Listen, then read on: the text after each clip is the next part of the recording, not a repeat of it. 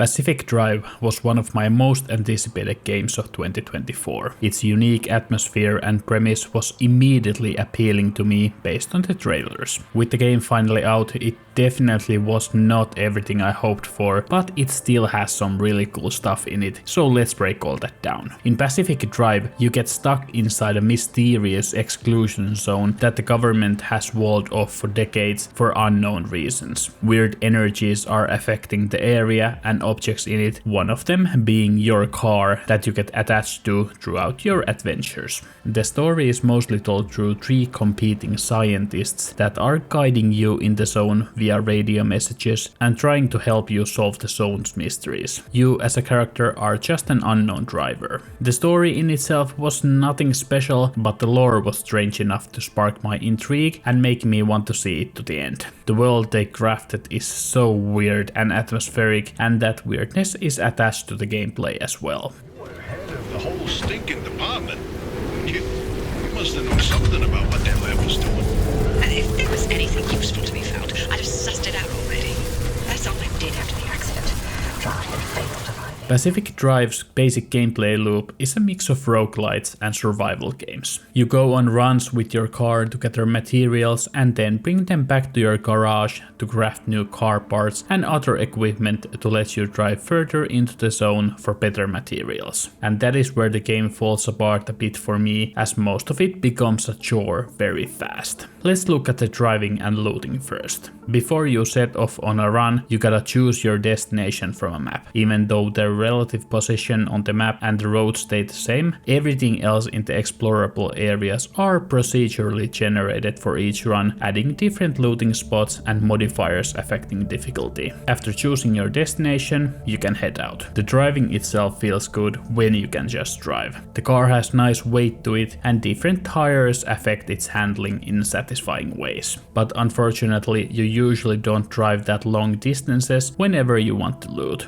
Like, you get in the car, turn the ignition, put the gear to drive for like 100 meters, stop, turn the car off, put the gear on park, just to loot one of like 5 different types of procedural buildings to find some random containers that have the materials or items in them. Sometimes you do have to use your equipment as well to harvest the materials from sources. You put the loot into your backpack, walk back to the car, offload the stuff into the trunk, and then get back into the car and repeat. Let me tell you, it gets old and fast. What does add a little spice to the runs are the anomalies that can change based on your location and on the run. Most of these are just obstacles to avoid while driving, like a puddle of spiky goo or a cloud of electricity. But then there are more unnerving ones, like the creepy exploding mannequins that appear out of nowhere, alien-like abductors that try to drag your car away, or these spiky balls, or bunnies as they are called in the game, that attach to your car, causing malfunctions. They are still obstacles to avoid, but much more interesting, and you can even try to distract some of them by, for example, throwing a flare. When you're ready to return from your run, you also gotta collect these energy sources called anchors, keeping the area stable. And when you have enough energy, you activate a beacon that you gotta race to fast before a storm wipes across the area.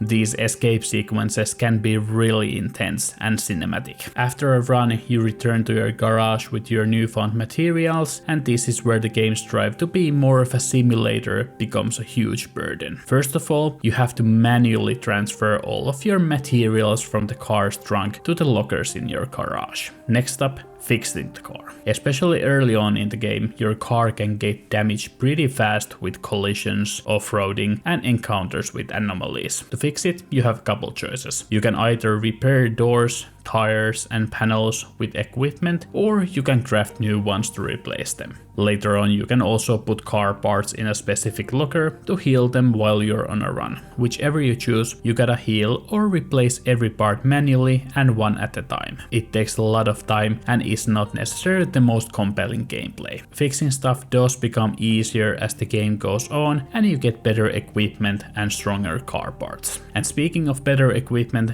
the game's upgrade system is also a lot to handle. You can use a computer in the garage to unlock blueprints and and garage upgrades by using materials and energy. You can upgrade almost every part in your car with more durability to have specific resistances or add totally new parts. For example, you can do lead plated panels to reduce radiation damage or insulated doors to reduce electricity damage. Or when you get more advanced upgrades, you could add an additional fuel tank to increase your fuel capacity, or an antenna that can siphon hostile electricity damage to recharge your battery. You can also craft better clothes for yourself to protect yourself from harm when outside of the car. The upgrade system is pretty fun way to ease whatever struggles you face during your runs. The speed of the upgrades was also pretty decent. I felt like I was able to craft something new after each run. With your car fixed and upgrades unlocked, there are still some things to handle before heading out again. You gotta make sure your battery is charged and your fuel tank is full. You also need to have enough equipment to handle everything a run throws at you. It's good to be able to fix a flat tire or a broken headlamp while on the run. And finally,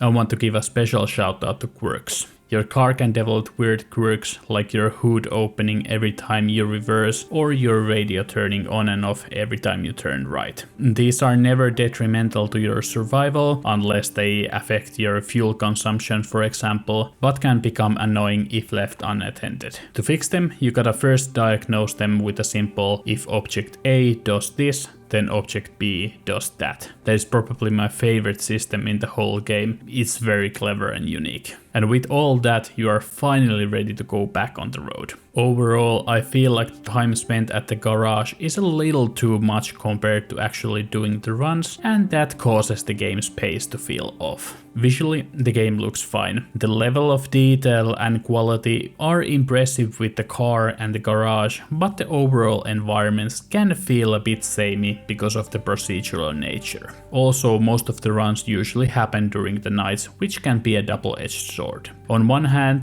the darkness can add additional burden on top of the already cumbersome gameplay systems, but on the other hand, the darkness does make the game's lighting system shine. Audio design is great and the music is really good.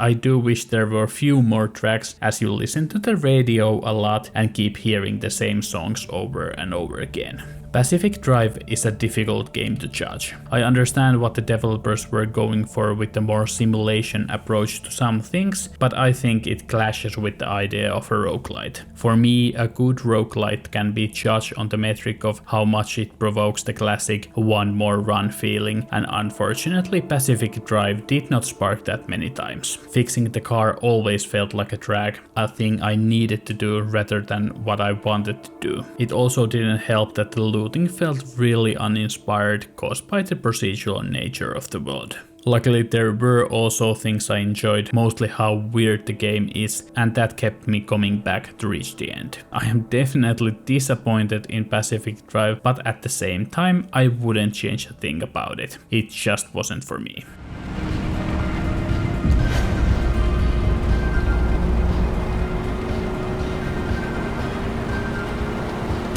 Thank you for watching, and I hope you found the review helpful. Let me know in the comments down below what do you think about Pacific Drive if you have played it or are considering to buy it. Bit of a disappointment for me, but I hope others enjoy. Next couple weeks I will be busy with Final Fantasy VII Rebirth, but you can expect a review of that later in March, so make sure to subscribe. Thank you and have a great day.